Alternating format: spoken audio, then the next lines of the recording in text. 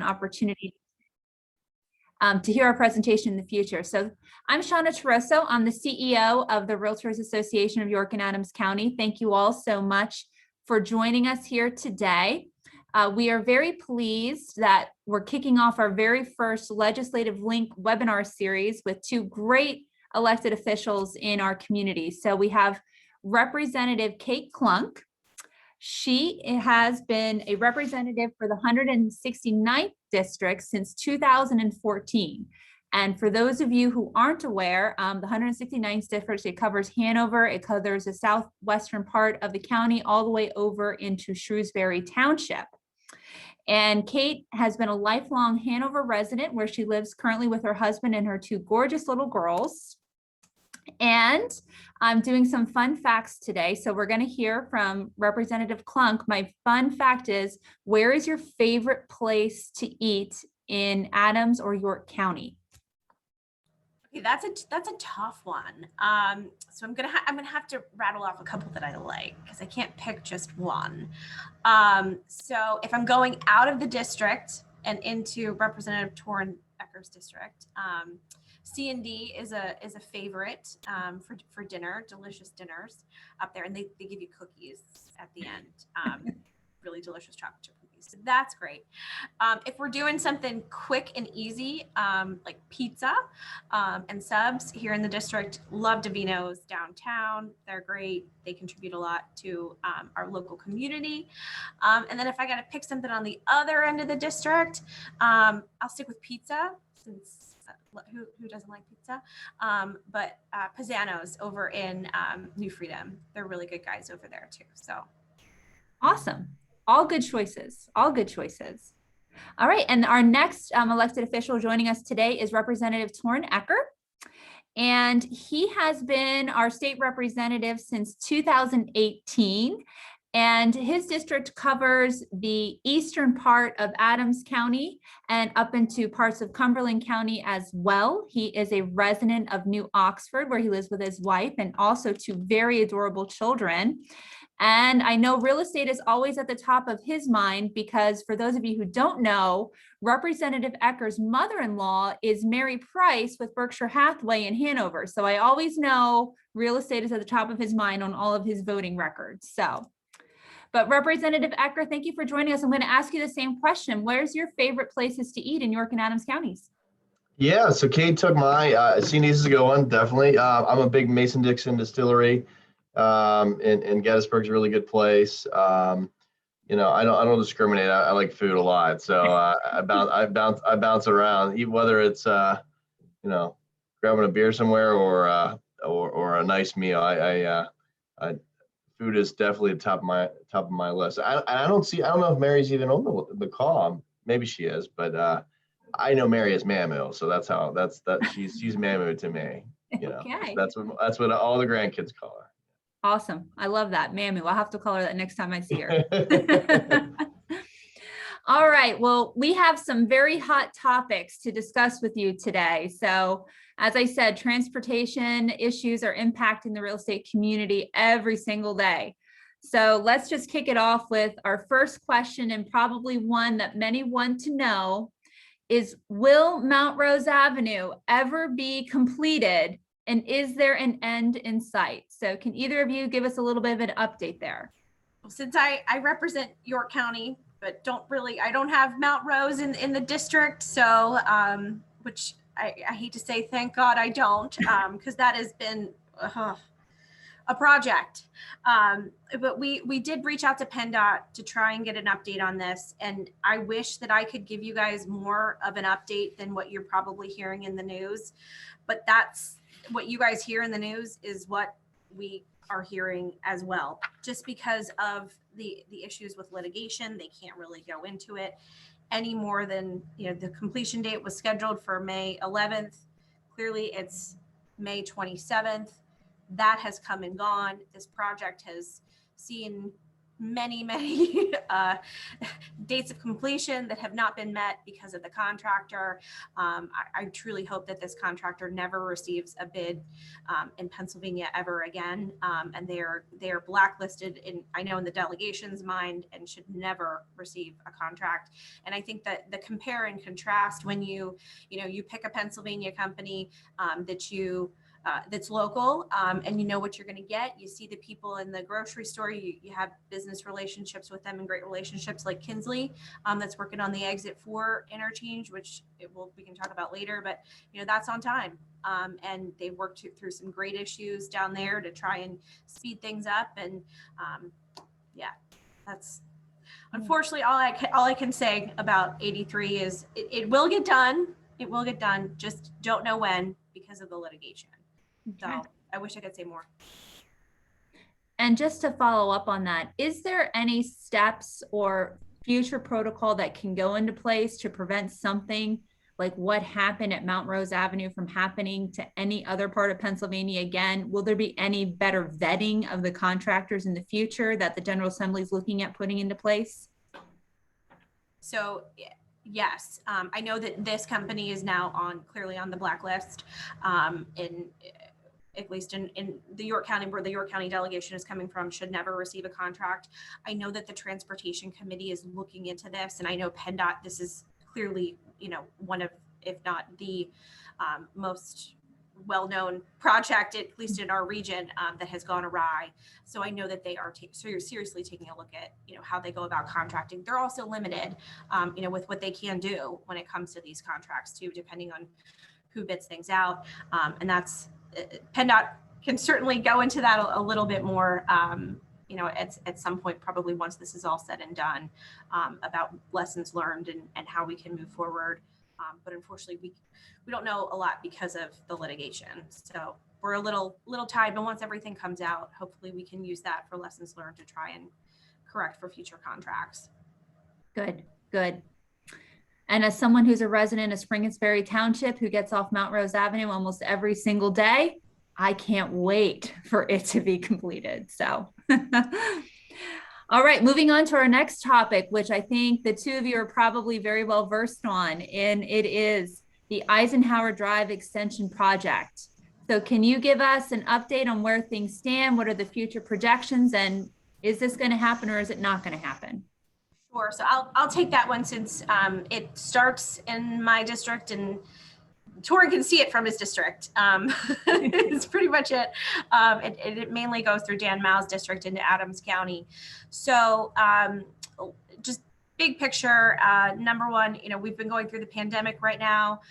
PennDOT has canceled all public meetings, anything in the public on any transportation projects. Everything's been, going online.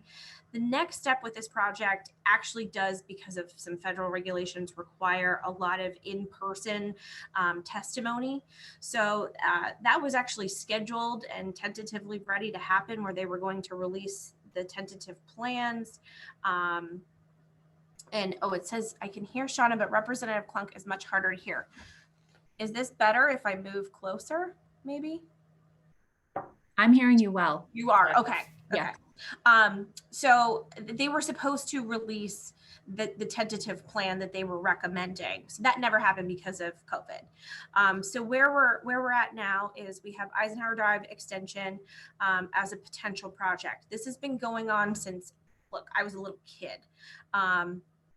So way back in the day, local township officials went to the then senator and congressman and said, hey, we're seeing a lot of growth in this area, especially truck traffic. We need an alternative route to, move people within this region.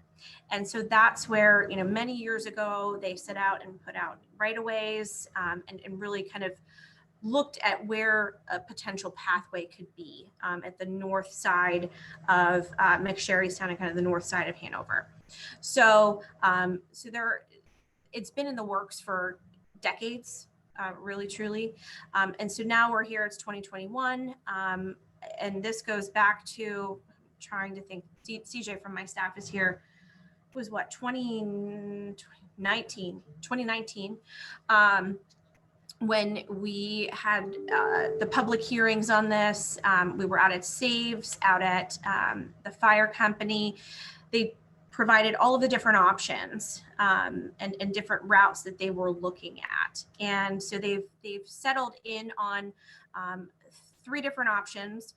One is the do nothing, just let it ride, and the infrastructure that we have now is the infrastructure that we're going to have.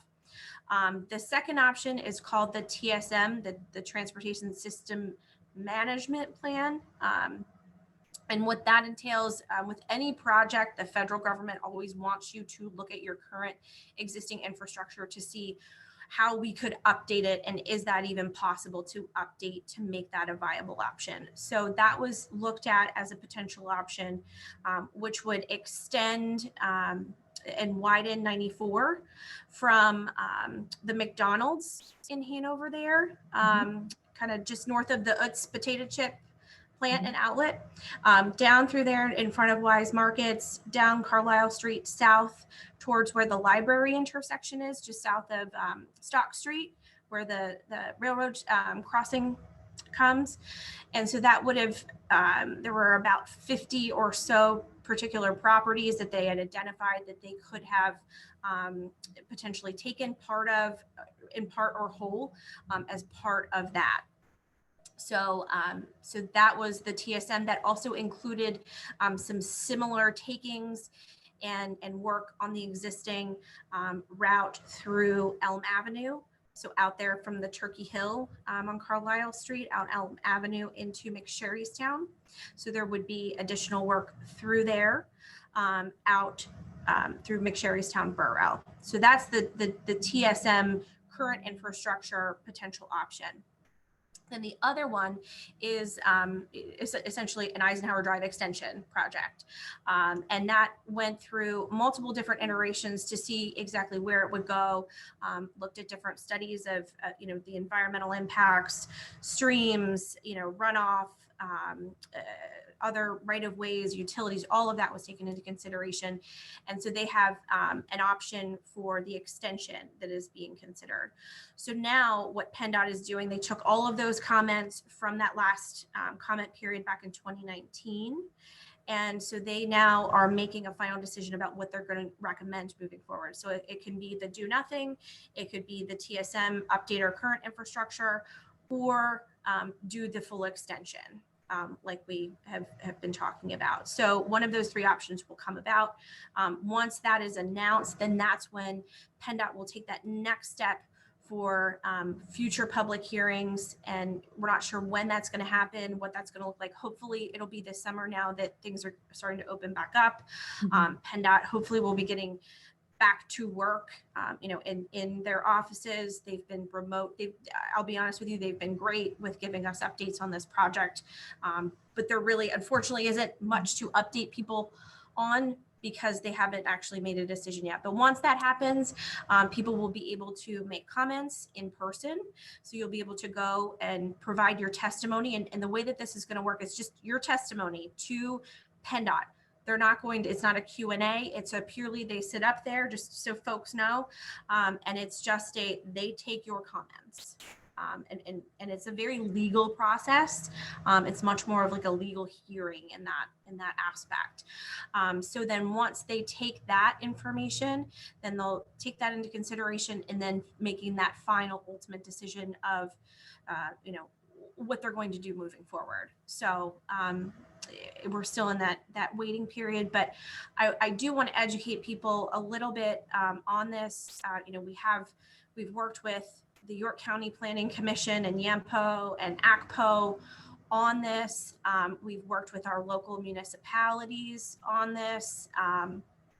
And really, I think we're at a good point here. Where we have some funding potentially lined up. So I don't know what that's going to come out with. My gut and my hope is that it will be the extension, because I do see a lot of the benefits to it. Hanover Borough and Penn Township have come out against the TSM because they do see that, the impact to our local businesses. There's a lot of businesses that are going to be negatively impacted. It's going to completely, if we just do our current infrastructure, it is going to completely rip up 94, which we've all seen before when they did the extension north, out past the mall, and with everything that we've done on the south side, from that Elm Street south to the square, with all of the updates to the water and the sewer. So everyone has lived through that here over the past, 10 years or so. I don't know if local folks are going to be willing to go through that. That's a lot. But if we don't do something and we just do nothing, what will happen is, and you guys see it, right? You see all of the building. There's a lot of developments that are cropping up in Adams County and York County. We're growing. These people need to move somehow through town and through the counties. And I do believe that this is a good option for us. And if we don't do this now, if the extension is not an option, what is going to happen is 10, 15, 20 years down the road, when things get to that breaking point, the only other option is going to be updating current infrastructure. And that's, we've already seen today that is likely not the best option. So I do believe, I've been through all of these meetings and hearing from all sides, but I do really believe that the extension is the best option. And if we don't do it, it's our last bite at the apple. That will be foreclosed on us. We won't be able to get the land that we need to be able to do it. And we're going to be a little SL when it comes to that option to the north. So that's that update. Torrin, do you have anything to add? I know it's just right out of your district, but. Nope, you got it. Yeah, I mean, it's really to relieve the traffic in McSherrystown is really the ultimate goal, and it, that's we'll see what happens. Yeah, and that's I go back and forth all the time, heading up to Gettysburg for meetings, and it's tough getting through McSherrystown. It really is, and I do think that will create a little bit of a valve to alleviate some traffic. Also will alleviate some other issues that we have with some other bad intersections, like the intersection there at Kindig Glade where Utz is, that could potentially be alleviated with some of that traffic. So it has a lot of other far-reaching impacts, and it also is, depending on what is chosen for the Eisenhower Drive extension or no extension or TSM current infrastructure update, that is going to impact all other transportation projects within our region. So right now we're sitting and waiting on what's going to happen to the Broadway intersection at Utz and Eisenhower, because that's going to need an update at some point here soon. So, we're still waiting on Eisenhower to figure out what's going on the other end of town, and all, some other lights that are going to need some upgrades. So this is really the big project in the Hanover, York Adams area that's going to impact so many other projects throughout the region. So we hope that we can get back and get a PennDOT decision on, where we're moving forward, so we can start some of the other projects too. Okay. I think there was a question that came in about Route 94 and if there's anything going to be done about that, but I think you did just address that with the TSM. So is there anything more you wanted to say about that? Oh, yeah, we need relief on Baltimore Street. Yeah, so there were also talks about that way back in 1991. That I was 9 then, so I wasn't part of those talks. But I've been told that they happened, and that there are issues on the south end of town, and again, unfortunately, there's not much room because of all the development. With that, when you start to build houses and don't have regional planning, which unfortunately for years we really didn't have a lot of that regional planning with working across municipalities. So unfortunately, kind of what you're seeing on the Baltimore side is potentially what could happen on the north side, with traffic and development, and it's not going to get any better, unfortunately. And on the south end, I don't know if there are any other options moving forward, because all of our focus has been, on this Eisenhower extension project and some of the other, issues throughout town. But that's certainly something that we're probably going to have to shift once we make that decision on Eisenhower, look at some of the issues to the south too. Okay. Does anybody have any questions about the Eisenhower Drive project that they wanted to ask? If so, you can put them in the chat, or if you want to talk verbally, you can raise your hand and I can allow you to talk. Just give that a second if they want to type in something. Okay. So moving on to the next controversial idea is, so the governor recently announced in Pennsylvania that he was interested in adding more, tolling more highways and bridges in Pennsylvania. So hoping we can get an update from the two of you about where that idea stands and if that is something that we have to look forward to in our communities. I guess I'll take this one, Kate.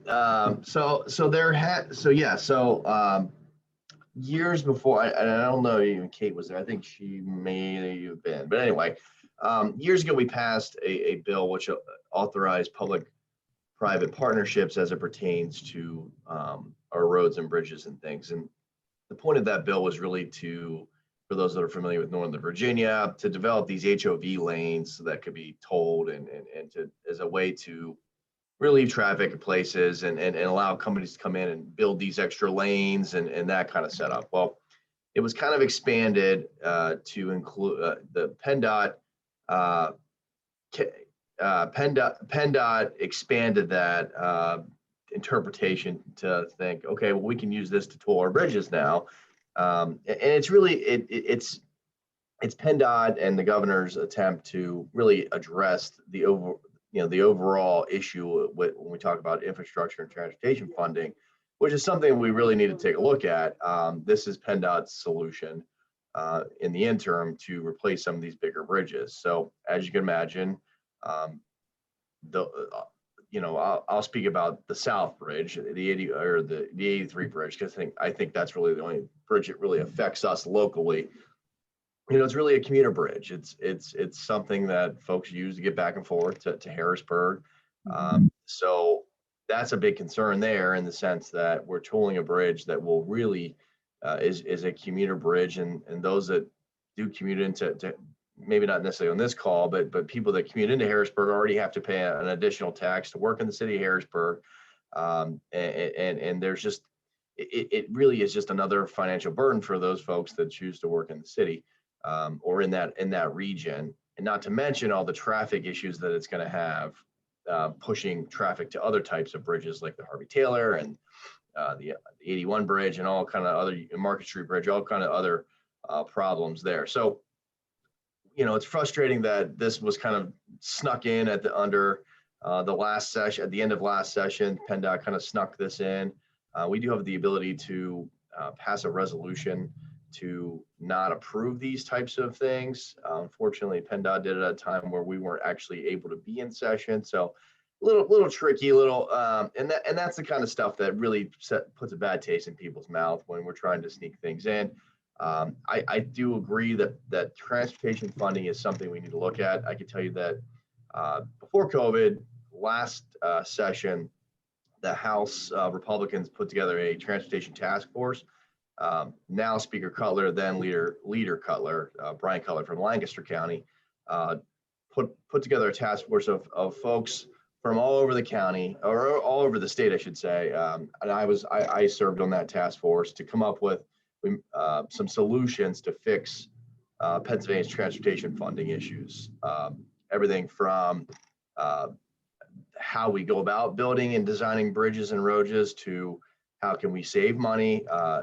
Because obviously the easy solution is, okay, we just put more money into transportation. Well, that's always easier said than done. And folks hate paying gas tax as it is. So we need to get creative on how we decide to pay for our roads and bridges. So so unfortunately, COVID got in the way with some of the initiatives that were a part of that. I'm hoping that, and I could tell you, Martina White was the chair of that. She's from represents Philadelphia. Now she's now in our leadership team. It's something that they're looking to dust off and try to work that and work some more solutions to come up with how we're going to fund transportation, because there's a fiscal cliff coming. As some of you may or may not know, the Turnpike is a separate commission. It's not technically run by PennDOT. It's not technically run by the state. They pay PennDOT $450 million a year, part of Act 89 that happened a couple of years ago. That is set to sunset. So that $450 million a year that is getting paid in to the transportation fund is going to be gone here in a couple of years. It's going to sunset. So that's a huge amount of money that's going to be gone, on top of the state police, does take money from the fund, and that's something that we need to address as well. So we've looked at solutions to come up with how we fix transportation funding. I know I'm going a little far field here from the tolls and bridges, and I'll circle back, but we got to look at, okay, as we know, gas tax revenues are going down because people are driving less, cars are more efficient. There's companies out there that have already committed to be completely electric in the matter of years. So we got to modernize how we pay for our roads and bridges, because unfortunately the gas tax, although it's very high in Pennsylvania, isn't a great source of revenue anymore when people aren't using as much gas for various reasons, and COVID obviously exacerbated that issue. So we could look, and there's all kinds of solutions.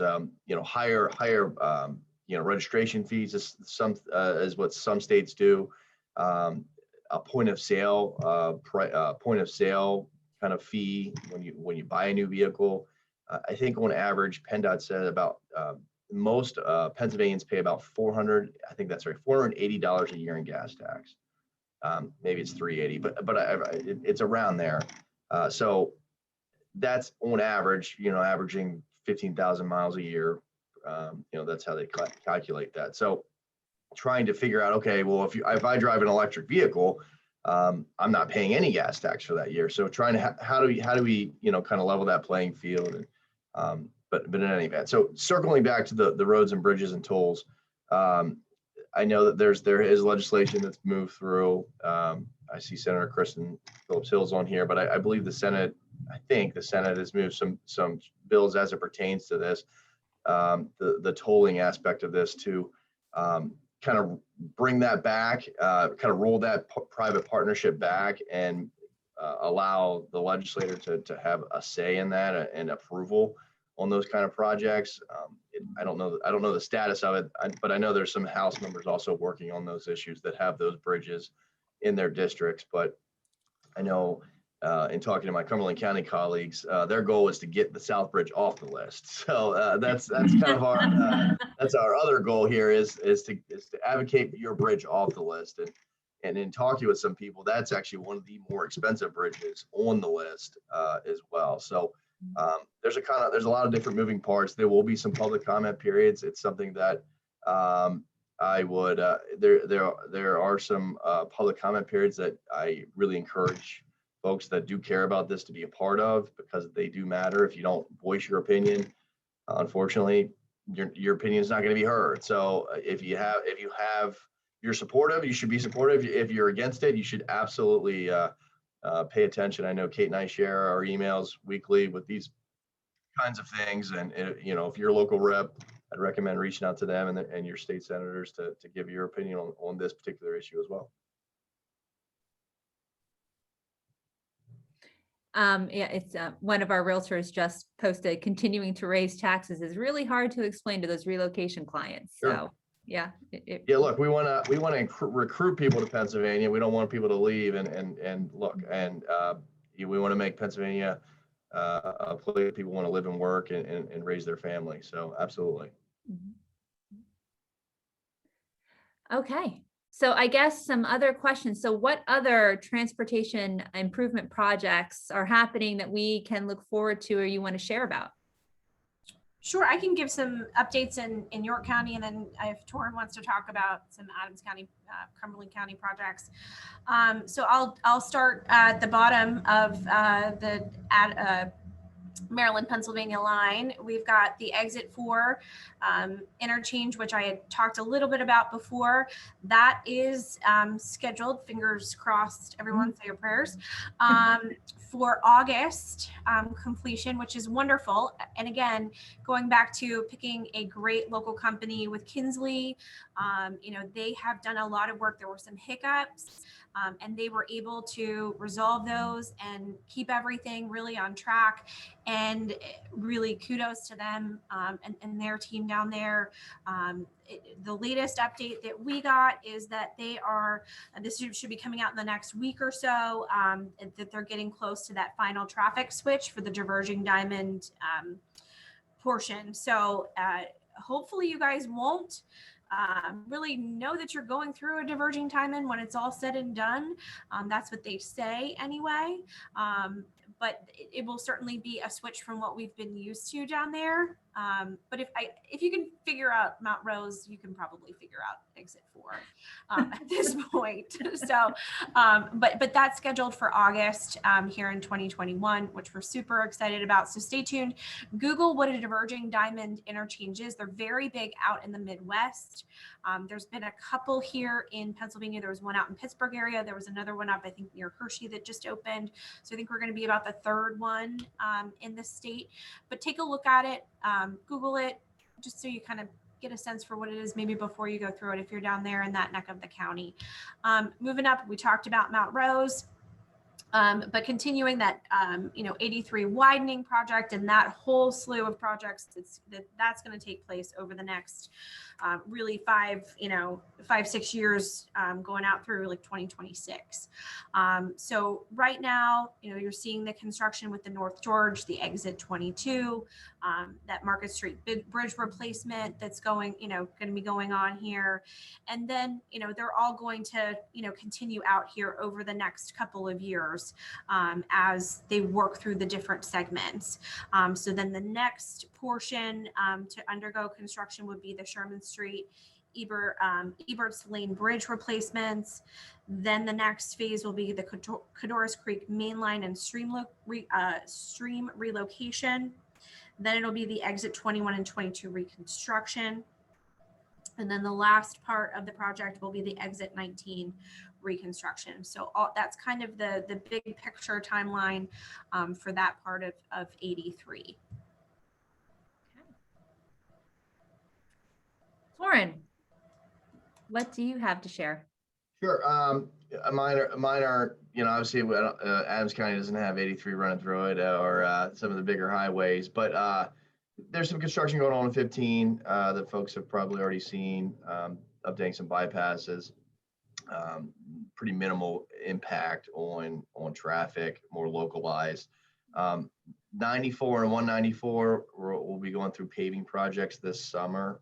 In fact, getting ready to start. Those that are familiar with the 94, 234 intersection where the Rudders is, heading up towards York Springs and 15 there.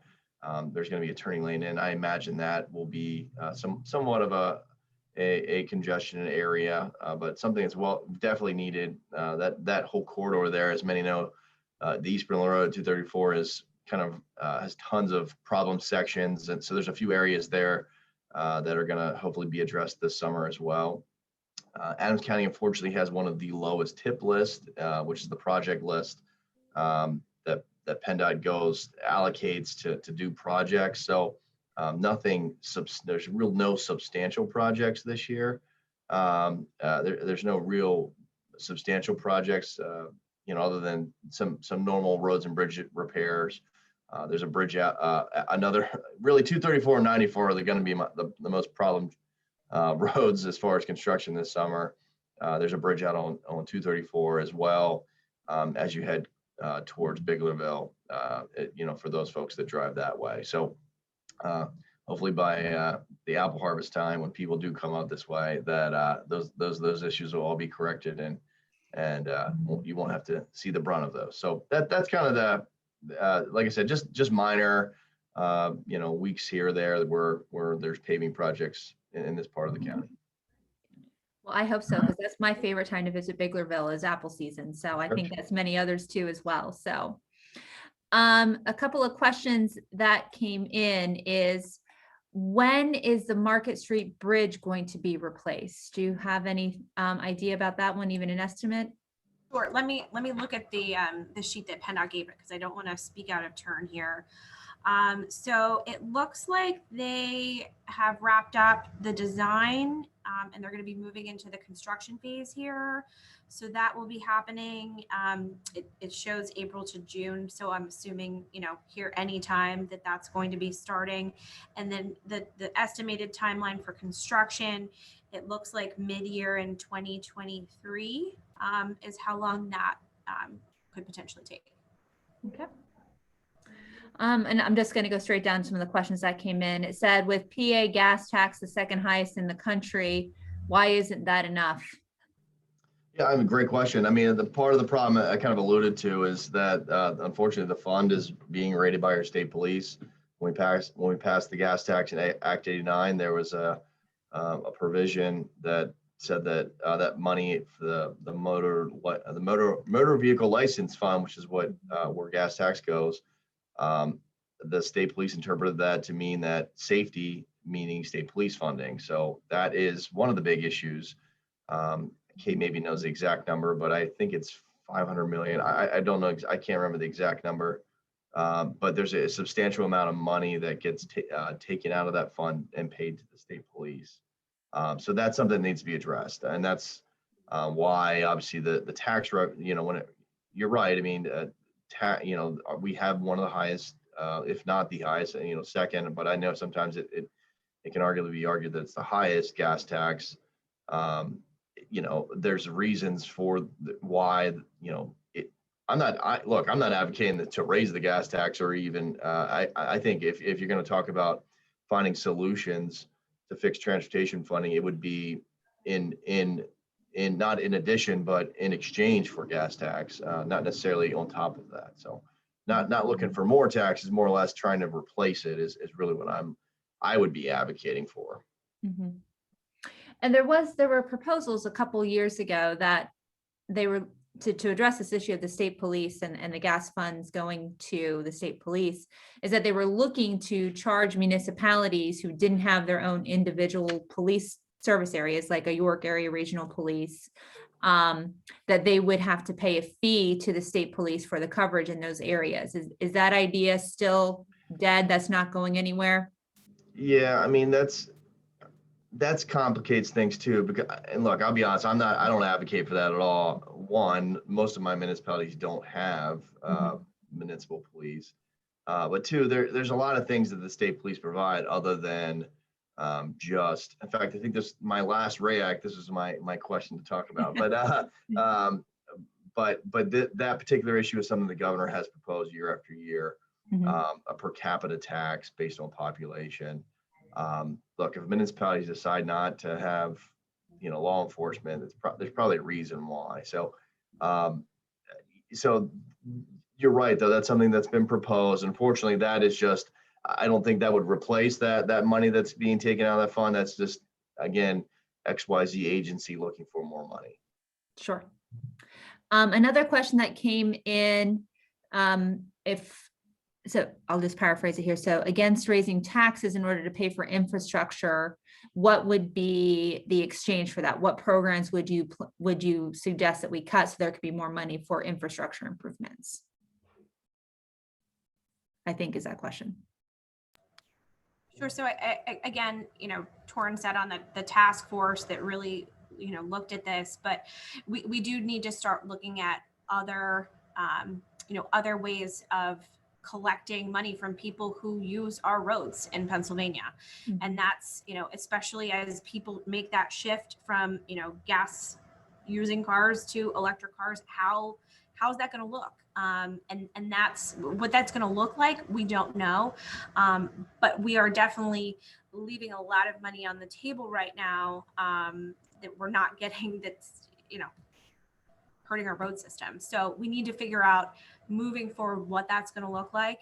I don't know what that's going to look like, but that's the way that we need to move, in my opinion. Torrin might have some additional thoughts. Yeah, I mean, look, I think we know the federal government's discussing a infrastructure bill. I have been an advocate with some of the money that we did get from the federal government through COVID to, make some long-term investments and not just one-time fixes on things. And infrastructure is one of those areas where, that money could actually be used to really have long-term effects in our Commonwealth. So using some of we got $7.3 billion from the federal government. Using some of that money to improve our roads and bridges and take away some structural deficits long term has been something that I think would be wise. I know that some other folks, I think Speaker Cutler even made a comment about using, that would be something that he thought was something that we should at least consider or at least look at. We'll see what happens at the federal level with federal infrastructure funding. As when we passed the gas tax back, Act 89, there was hopes that the federal government would pass an infrastructure bill, which would have then made that money exponentially grow via bonding and loaning, and how that all works out. Unfortunately, that never came. So that kind of created some of the issues as well. So there would be an advantage to use that, so long as, again, from my perspective is when I talk about infrastructure, I'm talking about roads and bridges and true transportational costs. I know that there's a lot of stuff that gets clouded into that discussion when we talk about infrastructure, but that's definitely something that from a federal level, as long as that infrastructure comes for those types of things, that's what we're looking at. But I can tell you the task force goal wasn't to find ways to tax people or find more money. It was more or less, okay, how do we be more efficient, such as design builds, taking down regulation cost, figuring out ways that if you get a project, a bridge that it can be used at one spot, why do you have to go through an application permit process for another spot that's almost identical? So trying to streamline things as well. And again, we met with experts, in engineers and folks that work for PennDOT or used to work for PennDOT, construction folks, really everybody in the industry, public transportation, which is important in this area, not necessarily as big as it is in Philadelphia and Pittsburgh, but those issues obviously intertwine with the transportation discussion as well, unfortunately. So that's a reality we just got to live with here in South Central PA. Pennsylvania is a pretty diverse state, and sometimes things that don't us locally do other parts of the state, and that's the give and take sometimes in Harrisburg. And just something to add, I saw another question here. It's kind of in the same vein about, kind of that impact fee when maybe a big warehouse comes in or a new development. Yeah. I know Representative Dan Mao, he used to chair the local government committee, and they were looking into that from that impact on local municipalities when it's not even just transportation, it's the impact to other services and strains on the water system, the sewer system, the education system, all of those impacts that maybe a new development, new commercial building might put on a particular municipality. So I know he was looking into some potential legislation on that front. To try and get something out of those developers. I know we're talking to realtors here, but that impact, it's hard to get that money back from a particular developer after that goes in. You're paying your local property taxes and things like that, but sometimes that's just not enough to really cover that impact on our roads and other infrastructure. Very true. All right, so another question, this goes back to the Eisenhower extension. Will the extension be limited access, or will it end up heavily commercialized like Route 30 bypass? Very limited access. And that was very important, in getting the comments back from the community. They saw what happened, with Route 30. That was supposed to be more of a limited access, and we all know where that is now. It's one of those, you learn over the years.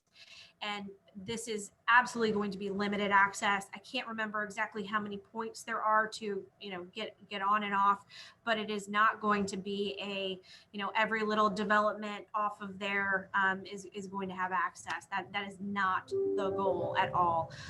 Because, in talking with folks who live out that way, they just don't want to see that, nor do we.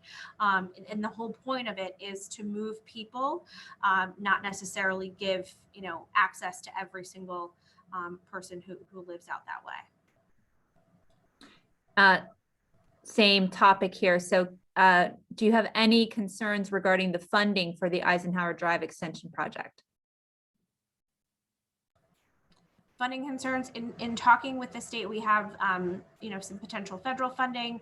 I know that York County Yampo has supported it and is looking at including it in as part of our TIP. Some of the issues with Adams County, their TIP, funding is a little bit less because they're a much smaller county. But there will be, if it is approved, there will be funding available.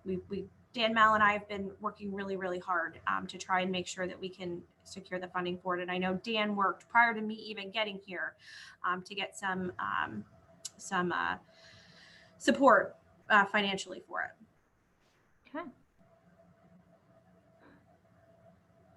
All right. With also, the York County Planning Commission is currently under public review for their Go York 2045, which is our metropolitan transportation plan. They did launch a survey that I am going to send to all of you and the document on the website. So all the attendees, I am going to send that back out to you folks so you can take the time to give your thoughts in terms of the survey. It only takes about 10 minutes to complete. So I'll make sure everybody here gets that afterwards so that you can share your thoughts. Please do that. That's really important. I know Will Clark from Yampo is on here because he wanted to make sure that information got out. We don't know what the concerns are.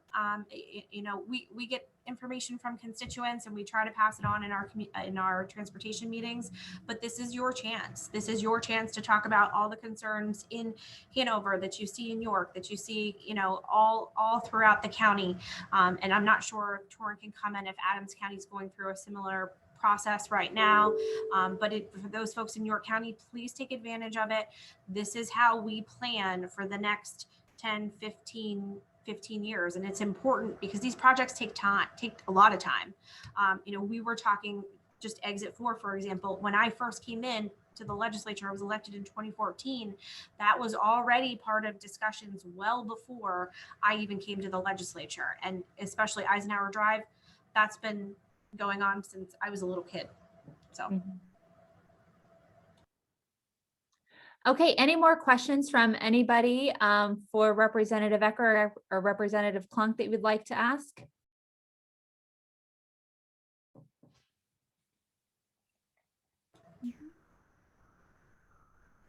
I don't see anything else coming in. So with that, is there any last comments you wanted to make, either of you? Just thanks for having us. I appreciate the opportunity to be here and talk. And Kate and I are really good friends, so it's nice to do this with Kate. And Kate's one of the reasons I'm here. So I appreciate the opportunity to be here with Representative Klunk and to share an hour with you guys on what's going on in Harrisburg. Thank you. I will make sure to tell Mamaw you did a really good job today. Jordan does a great job in Harrisburg, and it's a pleasure to do this with him here today. We're sweet mates in Harrisburg. We sit beside each other on the floor, and that's one thing that I think our realtors need to know, that our delegation, our York Adams delegation, we're really strong. We've got great relationships, within the House delegation, within the Senate. We talk constantly. So if you have issues, let us know. And typically, if you let one of us know, we all find out. And if there are transportation projects out there that you really have a question about, reach out to your local representative. They're happy to meet with you, work through issues. There might be some stuff that we don't even know. Look, Our districts are big. We can't get to every road. We can't get to every intersection. You guys are our eyes and ears. So when you're out showing houses and you're driving through Southern New York County and you see potholes, call our office and let us know. We're happy to make the phone call over to PennDOT and get it fixed. But if we don't know what's going on, we can't fix it. So just keep that line of communication open. That's how we actually get the stuff done. So thanks. This was great. Awesome. That's a great tip for everyone. So thank you both so much for being here. We really appreciate it. Thank you to all of the attendees for taking the time to join us today, and go outside and enjoy this beautiful weather. Have a wonderful Memorial Day weekend, everybody.